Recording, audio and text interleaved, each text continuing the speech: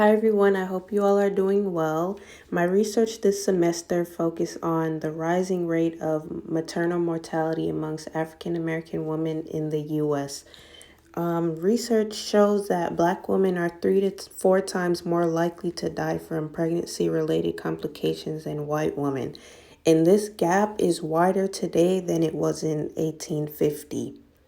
So as you can see, this is an issue that really needs to be addressed. So that brings me to my finalized research question, which is what are contributing factors to the rise in maternal mortality rates amongst African American women in the U.S. and solutions to combat them? In my research, I found that racism is a huge contributing factor to this rising rate. And a term that came up a lot in the articles that I read was weathering, which explains that the health of African American women may begin to deteriorate in early adulthood as a physical consequence of cumulative socioeconomic disadvantage. In my own words, what that means is that not having equal access to things like housing, transportation, education, food, what else? Money. They all affect your health. Well, the Black woman's health more than it would for someone who does have access to those things.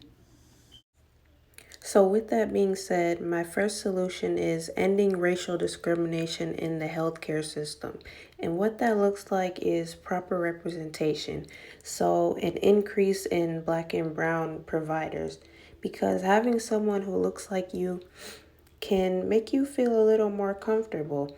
And in an NPR article that I read titled Black Women Keep Dying After Giving Birth, it mentioned that 1 in 5 women avoid seeking care because of concerns with being discriminated against, and 1/3 say that they have been discriminated against. So, also, better communication between providers and patients should be there.